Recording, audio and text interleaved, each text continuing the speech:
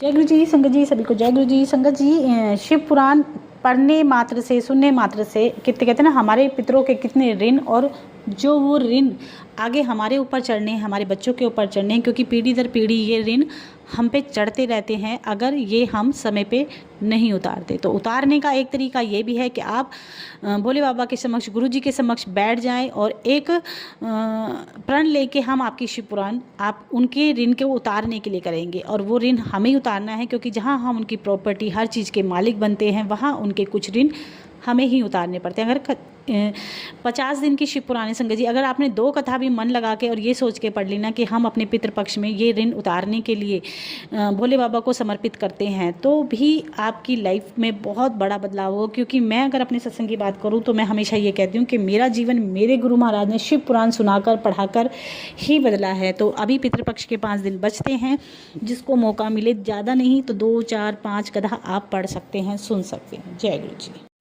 जय गुरु जी। संगत जी सभी को जय गुरु जी। शुक्राना गुरु जी महाराज का, अनंतम अनंतम शुक्राना। संगत जी, आज, कल और परसों 3 दिन की शिव पुराण और रहती है, 3 दिन में समाप्त हो जाएगी। और जिनको नहीं वीडियो मिली हैं वो ढूंढ सकते हैं, चैनल पे ही हैं, नीचे मैंने डे वाइज लिखी हैं, और जैसे ही पूरी होगी मैं प्लेलिस्ट बना के डाल दूंगी। आप लाइव में कभी भी 2 महीने बाद, 3 महीने बाद, जब आपका मन करे आप फिर सुन लो। जय गुरु जी। ब्रह्मा जी ने कहा, हे पुत्र, अब तुम तलातल लोक का वृतांत सुनो। यह सूतल लोक के नीचे बसा हुआ है तथा इसका विस्तार भी सूतल लोक जितना ही है। इस लोक का राजा मैं दानव है, वह अत्यंत मायावी है। मैं दानव ने ही त्रिपुर को इस प्रकार बनाया था कि वह किसी देवता को दिखाई भी नहीं देता था। शिव जी की कृपा प्राप्त करके उसे दैत्यों को इतनी प्रतिष्ठा मिली जितनी प्रतिष्ठा देवताओं में विश्वकर्मा को प्राप्त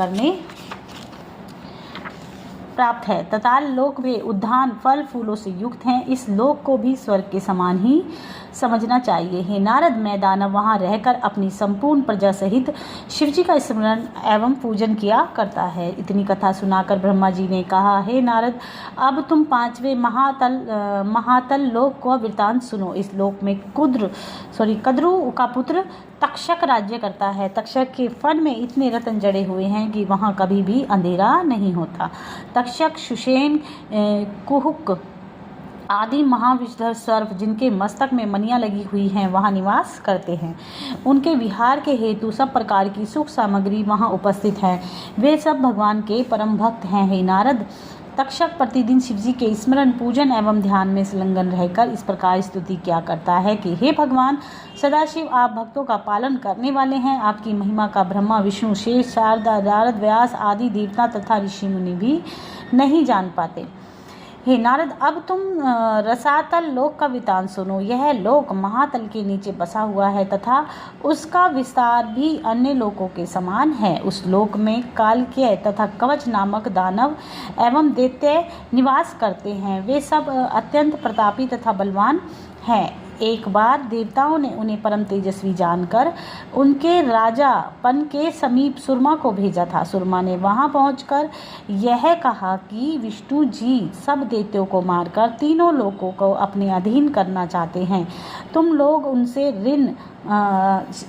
त्राण पाने के हेतु भगवान सदाशिव का पूजन करो। सुरमा की बात सुनकर वहाँ के सभी निवासी अत्यंत भयभीत हुए। तभी वे दिन रात भगवान सदाशिव का स्मरण, पूजन एवं ध्यान करने लगे। शिवजी के कृपा पात्र हो जाने के कारण अब वे सब पूर्णतः निर्भर हैं।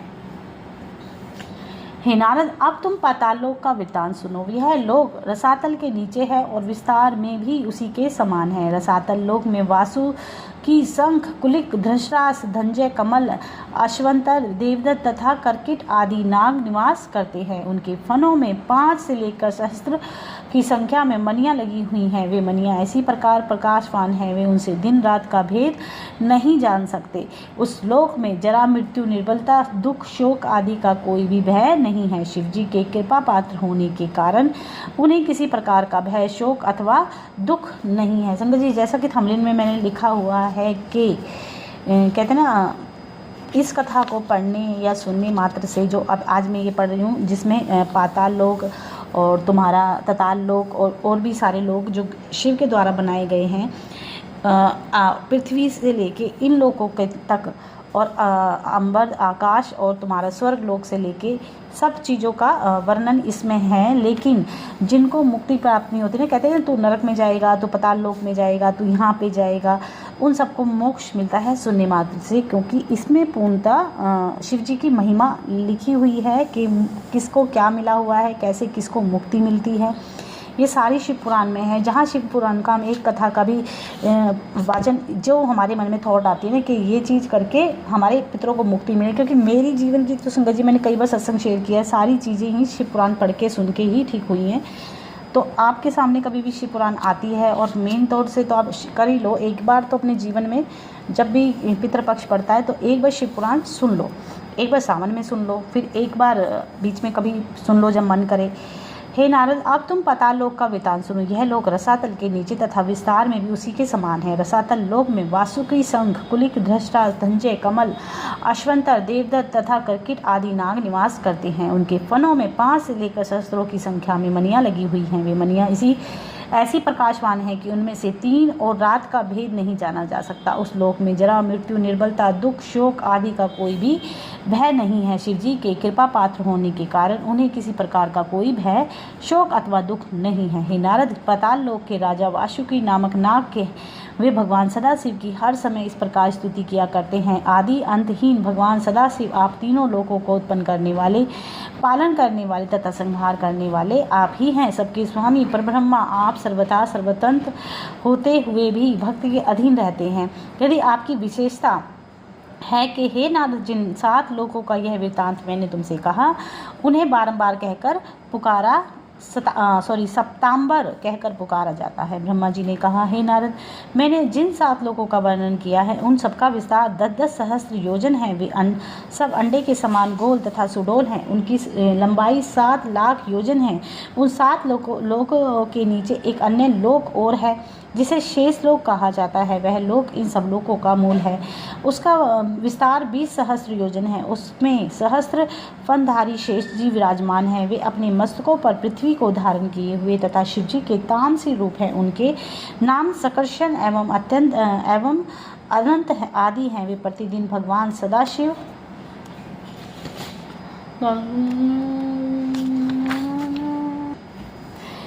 का स्मरण किया जाता है। वे प्रलय काल आने पर रुद्र की दोनों भुवों के बीच से उत्पन्न होकर 11 शरीर धारण करते हैं तथा अपने प्रकाश द्वारा प्रलय करके सबका नाश कर देते हैं। उस समय उनका स्वरूप भयानक होता है तथा उनके हाथों में त्रिशूल दिखाई देता है। प्रलय कर चुकने के उपरांत वे सुंदर स्वरूप धारण कर लेते हैं। हे नारद, शेष जी का पूजन तथा श्रवण करने से सब प्रकार के सुखों की प्राप्ति होती है। उनकी पूजा से शिव जी प्रसन्न होते हैं, क्योंकि वे शिव जी के परम भक्त तथा उन्हीं से एक स्वरूप हैं। वे शिव जी की इस प्रकार स्तुति किया करते हैं कि हे भगवान सदाशिव, आप भक्तों को आनंद प्रदान करने के लिए पृथ्वी पर अवतार ग्रहण करते हैं। आप दुष्टों को दंड देने वाले तथा सेवकों को आनंद प्रदान करने वाले हैं। जिस समय हलाहल विश्व उत्पन्न होने पर संपूर्ण सृष्टि जला रही थी, तब आपने भी उस विष को पीकर तीनों लोकों का दुख दूर किया था। काल भी आपसे भयभीत रहता है। फिर मैं आपकी महिमा का वर्णन किस प्रकार करूं? इतनी कथा सुनकर नारद जी ने कहा कि हे पिता, अब आप मुझे यह बताइए कि नरक लोक किस स्थान। हे नारद, शेष जी का पूजन करना तथा श्रवण करने से सब प्रकार के सुखों की प्राप्ति होती है। उनकी पूजा से शिव जी प्रसन्न होते हैं, क्योंकि वे शिव जी के परम भक्त तथा उन्हीं के एक स्वरूप हैं। वे शिव जी की इस प्रकार स्तुति किया करते हैं कि भगवान सदाशिव, आप भक्तों को आनंद प्रदान करने के लिए पृथ्वी पर अवतार ग्रहण करते हैं। आप दुष्टों को दंड देने वाले तथा सेवकों को आनंद प्रदान करने वाले हैं। जिस समय हलाहल विष उत्पन्न होने पर संपूर्ण सृष्टि जली जा रही थी, तब आपने ही उस विष को पीकर तीनों लोगों का दुख दूर किया तथा काल भी आपसे भयभीत रहता है। फिर मैं आपकी महिमा का वर्णन किस प्रकार करूं? इतनी कथा सुनकर नारद जी ने कहा, हे पिता, अब आप मुझे यह बताइए कि नरक लोक किस स्थान पर स्थित है? उनकी गणना तीनों लोकों में होती है तो मैं कभी भिन्न है। ब्रह्मा जी ने कहा, हे नारद, नीचे के जिन 7 लोकों का मैंने वर्णन किया है उन सब में पाताल लोक के नीचे से नरक लोक जल पर स्थित है। नरक लोक में पापियों को दंड देने के स्थान पर है। उन सब की संख्या 55 करोड़ है। उनमें जो बड़े बड़े नरक हैं मैं उनका वर्णन तुमसे करता हूँ। हे नारद, मुख्य नरक 21 हैं, जिनके नाम इस प्रकार हैं, जानने चाहिए। ताम्रिश, लोहदंड, महाभैरव, का शालू, करोरव, कुमोदल, भीष्म, भयंकर, पुत्रज, कालसूत्र, सघात, तापन, कंकाल, संजीवन, महापत, विचर्चित, अंध, कुंभी, पाक, अस्सीपत्र, पतन, अग्नि, मंथन तथा संदिग्ध। कुछ मुनियों ने प्रमुख नरकों की संख्या 28 कही है। इसमें से 21 जो उपयुक्त हैं शेष 7 इस प्रकार हैं। शार कर्दम, राक्षस भोजन, शूलपौत्र, दंड, शूल घोर, अवटी निरोधन तथा सूची मुख। हे नारद, इन नरकों में यमराज अत्यंत भयानक स्वरूप धारण कर पापियों को दंड देते हैं। वे स्वयं दक्षिण की ओर पितृलोक में मरते रहते हैं तथा पितरों की संपत्ति में से ही पापियों को दंड देते हैं। पापियों के कर्मों का लेखा जोखा रखने वाले चित्रगुप्त हैं। मेरे 12 पुत्र जो श्रवण नाम से प्रसिद्ध है, प्रत्येक प्राणी के शुभ कर्मों का समाचार चित्रगुप्त के पास पहुंचाते हैं। यमराज की सभा में पृथ्वी के वे सभी पर धर्मात्मा राजा, जिन्होंने जीवन भर धर्म पूर्वक राज्य किया है, सभासद के रूप में उपस्थित रहते हैं। वे संपूर्ण लोकों के से आने वाले प्राणियों के शुभ कर्मों का विचार कर उनके लिए दंड अथवा स्वर्ग सुख का निश्चय करते हैं। नारद, अब मैं तुम्हें यह बताता हूँ कि किस पाप के करने से कौन सा नरक प्राप्त होता है। जो लोग दूसरे की स्त्री अथवा धन का अपहरण कर लेते हैं वे यमदूतों द्वारा ताम्रिश नरक में डाले जाते हैं। जो लोग छल पूर्वक किसी स्त्री का पतिव्रत धर्म नष्ट कर देते हैं उन्हें आंध्र ताम्रिश नरक में पहुंचकर बहुत दुख उठाना पड़ता है। जो लोग मान तथा ममता में पड़कर अन्य जीवधारियों के साथ शत्रुता रखते हैं, केवल अपने परिवार का पालन करने के में ही संलग्न रहते हैं तथा प्राणियों की हिंसा करते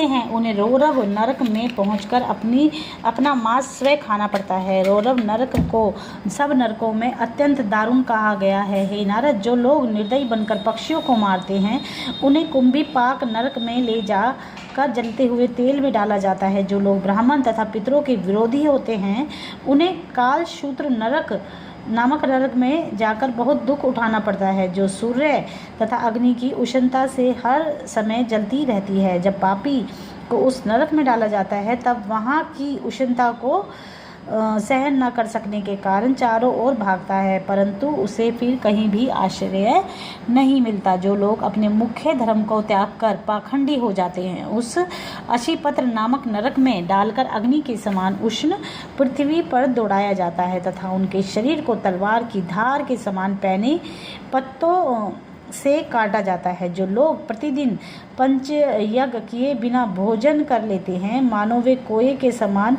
होकर कुमि भक्षण करते हैं, मृत्यु के उपरांत ऐसे लोग कीड़े बनते हैं और उन्हें कीड़े ही खाने पड़ते हैं। हे नारद, जो लोग सास वर्जित स्त्रियों के साथ मैथुन करते हैं वे खम्भ नामक नरक में डाले जाते हैं। वहाँ लोहे का एक खंभा अग्नि के समान दिन रात जला रहता है। उन पापियों को उन्हीं खंभे से लिपटाकर जलाया जाता है। जो लोग पशुओं के समान मैथुन के अतिरिक्त अन्य किसी शुभ कर्म में ध्यान नहीं लगाते उन्हें कंटक तथा शालमली नामक नरकों में डाला जाता है। जो लोग राजा अथवा अधिकारी होकर धर्म के विरुद्ध आचरण करते हैं अथवा पुरातन धर्मों का खंडन कर नवीन मत को प्रकट करते हैं वे वैतरणी नामक नदी में डाले जाते हैं। उसमें मलमूत्र, रक्त, केश, अस्थि, नख, मांस, पीव आदि भरे हुए हैं। उनमें सभी पापियों को गोता लगाना पड़ता है। जो लोग सोच, धर्म, नियम, लज्जा आदि का विचार त्याग कर वेश्याओं के साथ भोग करते हैं उन्हें पुयोदक नामक नरक में जाकर भोजन के बदले मल, मूत्र, मैद, मज्जा आदि खाने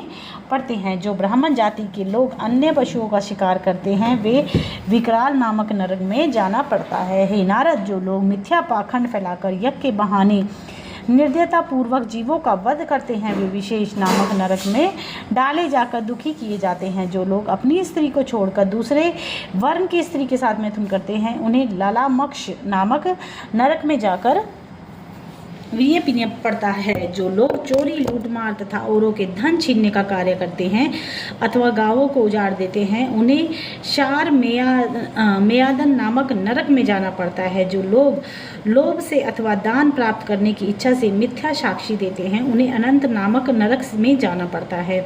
उस नरक में चारों ओर घोर अंधकार भरा हुआ है। वहाँ 100 योजन ऊंचा एक पर्वत है। यमदूत पापी मनुष्य को उस पर्वत के ऊपर ले जाकर सिर के बैल से नीचे डालते हैं, जिसके कारण उसके शरीर के टुकड़े टुकड़े हो जाते हैं, फिर भी वह मृत्यु को प्राप्त नहीं होता। इस प्रकार बहुत समय तक उसे कष्ट उठाना पड़ता है। जो ब्राह्मण अथवा स्त्री होकर मदपान करते हैं, उन्हें अंधकूप नामक नरक में जाकर बहुत कष्ट उठाना पड़ता है। हे नारद, जो मनुष्य वर्ण, आश्रम, धर्म, जप, तप, नियम, आचार, विचार आदि के विरुद्ध चले तथा कठोरता, अन्याय आदि का आश्रय ले, उसे शार नामक नरक में सिर के बल नीचे डाला जाता है। जो लोग किसी मनुष्य की बलि देते हैं तथा जो स्त्री मांस भक्षण करती है, उसे श्रभ भोजन नामक नरक में जाकर दुख उठाना पड़ता है। जो लोग जीवों को मारकर प्रसन्न होते हैं अथवा जाल डालकर जीवों को पकड़ते हैं, जो लोग निर्दोष मनुष्य के साथ विश्वासघात कर उन्हें मार डालते हैं, अथवा जो लोग दया भाव को त्याग देते हैं, उन्हें शूलपोत्र नामक नरक में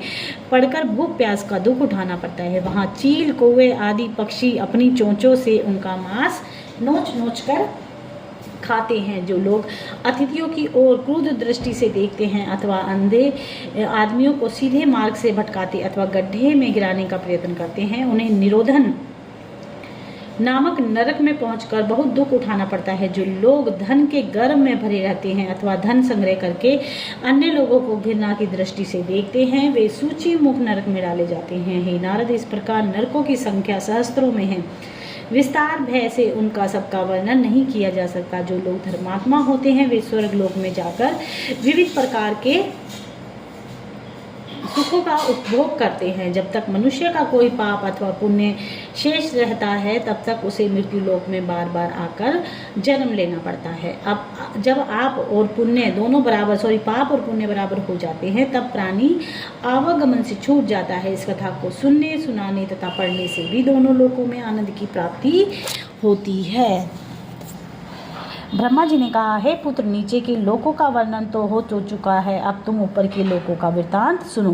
क्षिति लोक में मनुष्य रहते हैं। क्षिति लोक का विस्तार 50 करोड़ योजन का है। इस लोक में 7 द्वीप हैं, जिन्होंने चारों ओर से दिग्गज घेरे हुए हैं। इन द्वीपों के नाम इस प्रकार हैं: जम्बू द्वीप, पल्च द्वीप, सालमली द्वीप, कुश द्वीप, कोच द्वीप, शाक द्वीप तथा पुष्कर द्वीप। ये 7 द्वीप क्रमानुसार एक दूसरे से लंबाई में दुगने हैं। इन 7 द्वीपों के चारों ओर खाई की भांति 7 समुद्र हैं, जिनके नाम इस प्रकार हैं: शारोदधी, इच्छुरसोदधी, सुरोदधी, गिरतोदधी, शिरोदधी, मंडोदधी तथा शुद्धोदधी। हे नारद, मनु के पुत्र राजा प्रियव्रत इन 7 द्वीपों के एक छत्र सम्राट थे। प्रियव्रत ने अपने 7 पुत्रों को एक एक द्वीप का राज्य में दिया। राजा प्रियव्रत के 7 पुत्रों के नाम इस प्रकार हैं: आग्निग्र, इदम जिहा, महुबाहु, कनकरेता, घृष्टपृष्ठ, मेधातिथि तथा वितिहोत्र। इतनी कथा सुनाकर सूत जी ने कहा, हे शौनकादि ऋषियों, यह वृत्तांत सुनकर नारद जी ने ब्रह्मा जी से यह कहा कि हे पिता, आपने सृष्टि का यह वर्णन बहुत संक्षेप में किया। मेरी इच्छा है कि आप मुझे इसे विस्तार पर सुनाने की कृपा करें। ब्रह्मा जी बोले, हे नारद, जम्मू द्वीप का विस्तार न्यूत योजन का है। यह कमल के फूल के समान गोल है। इसके भीतर 9 खंड तथा 8 पर्वत हैं, जिनमें नाम इस प्रकार हैं: भद्राश्व खंड, हरिवर्ष खंड, किम पुरुष खंड, घृत खंड, केतुमाल खंड, हिरण्यमय खंड, करत खंड, कुरुखंड तथा ईलावर्त खंड। पर्वतों के नाम इस प्रकार हैं: गंधमादन, निषद, हेमकूट, हिमालय, माल्यवान, नीलगिरी, श्वेत तथा श्रृंगवान। इन 9 खंडों में जो अखंड इलावर्त नामक है, उसके मध्य में शेमरु नामक एक स्वर्ण का पर्वत है। वह पर्वत अन्य सभी पर्वतों का राजा है तथा द्वीप के बीचों बीच सुशोभित है। इलावर्त खंड के चारों ओर अनेक पर्वत हैं। हे नारद, सुमेरु पर्वत को भी चारों ओर से 4 पर्वत घेरे हुए हैं। उनमें नाम इस प्रकार है: मंदर, मेरु, सुपासर्व तथा कुमुद। इन पर्वतों पर क्रमानुसार 4 वृक्ष हैं, जिनके नाम इस प्रकार हैं: आम्र, जामुन, कदम तथा बरगद, यहाँ 4 ही समुद्र हैं। इस प्रकार हैं दधी का, शहद का, उख के रस का तथा शुद्ध जल का। यहाँ देवताओं के विहार करने के निर्मित 4 वन हैं, जिनमें नाम इस प्रकार हैं: नंदवन, क्षेत्ररथ, ब्रजाजक तथा सर्वोत्र भद्र। सुमेरु पर्वत के पूर्व की ओर हेमकूट तथा देवकूट नामक 2 पर्वत हैं। दक्षिण की ओर कैलाश तथा करवीर नामक पर्वत हैं तथा उत्तर की ओर त्रिलिंग तथा मर्क नामक पर्वत हैं। हे नारद, जम्बू द्वीप के इन 9 खंडों में भरत खंड कर्म क्षेत्र अर्थात शुभ कार्य करने के लिए सर्वोत्तम है, क्योंकि भरत खंड में किए हुए शेष कार्य उत्तम फल देने वाले होते हैं। इस कर्म भूमि में जो मनुष्य पाप पुण्य के जैसे कर्म करता है, उसे वैसा ही फल भी प्राप्त होता है। इस खंड में क्रमानुसार 4 युग बदलते हैं, जबकि अन्य खंडों में सदैव त्रेता युग वर्तमान रहता है। ब्रह्मा जी ने कहा, हे नारद, सभी खंडों के निवासी भगवान सदाशिव की पूजा में संलग्न रहते हैं। मधुखंड में समस्त नागों के राजा शेषनाग अत्यंत प्रेम पूर्वक भगवान सदाशिव का पूजन योग किया करते हैं तथा इस प्रकार स्तुति करते हैं कि हे प्रभु, आप मृत्युंजय, जब आपकी जैसी कृपा होती है वैसा ही स्वरूप धारण कर लिया करते हैं। आप ही संपूर्ण संसार को उत्पन्न करने वाले, पालन करने वाले तथा नष्ट करने वाले हैं। आप सबके स्वामी हैं तथा सब लोग आपकी आज्ञा अनुसार कार्य किया करते हैं। हे नाथ, अब मुझे श्रेष्ठ दान दे तथा मेरे हृदय में अपनी भक्ति का निरंतर भरते रहते हैं। हे नारद, इसी प्रकार भद्राशु खंड में वहाँ के राजा हयग्रीव भगवान सदाशिव का पूजन किया करते हैं तथा शिव जी का मंत्र जपते हैं। इस प्रकार स्तुति करते हैं, हे अशरण शरण परम ब्रह्मा सकरंजी, आपके चरित परम विचित्र हैं। हे नाथ, आप मेरे ऊपर अपनी कृपा दृष्टि बनाए रहें तथा मुझे अपना सेवक जानकर काम, क्रोध, मद, लोभ, माया आदि से दूर रखें। हे नारद, हरि वर्ष खंड में विष्णु के अवतार नरसिंह जी भगवान का सदाशिव का पूजन तथा आराधना करते हुए इस प्रकार स्तुति करते हैं कि हे जगदीश्वर भगवान सदाशिव, आप इनके समान अन्य कोई देवता नहीं है। आप संपूर्ण संसार के स्वामी हैं तथा सबको उत्पन्न करने वाले हैं। आपकी उत्पत्ति किसी के द्वारा नहीं हुई है। इस प्रकार नृसिंह जी सर्वनाथ शिव जी का पूजन करते हुए उन्हीं के ध्यान में संलग्न रहते हैं। हे नारद, किम पुरुष खंड में रामचंद्र जी भगवान सदाशिव का पूजन करते हुए इस प्रकार प्रार्थना करते हैं कि हे शंकर जी, आप भक्तों को दुख दूर करने वाले तथा सबके स्वामी हैं। आप अत्यंत दयालु तथा अपने भक्त को मोक्ष प्रदान करने वाले हैं। आपकी कृपा से ही मैंने रावण तथा अहिरावण का संहार किया। यह भी आपके चरणों का प्रताप है कि मैं सब लोगों का स्वामी बना हुआ हूँ। हे नारद, परम खंड में नारायण भगवान सदाशिव का मंत्र जपते हुए इस प्रकार स्तुति करते हैं कि हे प्रभु, आप मन, वचन, कर्म, इंद्रिय तथा विचार से परे हैं। वेद भी आपकी महिमा का वर्णन करते हुए आश्चर्यचकित रह जाते हैं। ब्रह्मा, विष्णु, सनकादिक सभी आपकी सेवा में संलग्न रहते हैं। हे नारद, नर नारायण के समीप भगवान सदाशिव सदैव स्थित रहते हैं। उस स्थान का नाम संसार में केदार है। केदार प्रसिद्ध है। जो मनुष्य केदार में पहुंचकर अपने शरीर को त्यागते हैं, उन्हें शीघ्र मुक्ति प्राप्त होती है। हे नारद, केतुमाल खंड में कामदेव अपनी सेना सहित शिवजी का पूजन करते हैं। उन्हें इस प्रकार प्रार्थना करते हैं कि हे स्वामी, आप दुष्टों को भय देने वाले तथा भक्तों की रक्षा करने वाले, आपने मुझे अपनी क्रोधाग्नि से जलाकर अत्यंत कृपा की थी। आप मेरे संपूर्ण पापों को नष्ट कर देने की कृपा करें, क्योंकि शरण में आए हुए प्राणी को आप उदारता पूर्वक क्षमा कर देते हैं। हे नारद, रमण्य खंड में विष्णु जी शिव जी का पूजन करते हुए इस प्रकार स्तुति करते हैं कि हे प्रभु, आप संपूर्ण ब्रह्मांड के स्वामी हैं। आपकी महिमा का वर्णन शेष जी से भी नहीं हो सकता। लक्ष्मी जी सदैव आपकी सेवा में संलग्न रहती हैं। आप मेरे ऊपर सदैव अपना अनुग्रह किया करें। हे नारद, हिरण्य खंड में लक्ष्मीपति पितरों सहित भगवान सदाशिव की सेवा में संलग्न रहकर शिव मंत्र का जाप करते हुए तथा इस प्रकार स्तुति करते हैं कि हे देवेश्वर, आप अपने भक्तों को आनंद प्रदान करने वाले तिरुभुवनपति, निर्विकार, अनादि अनंत, दीनानाथ तथा शरणागत वत्सल हैं। हम यही प्रार्थना करते हैं कि आप हम लोगों पर सदैव अपनी कृपा बनाए रखें।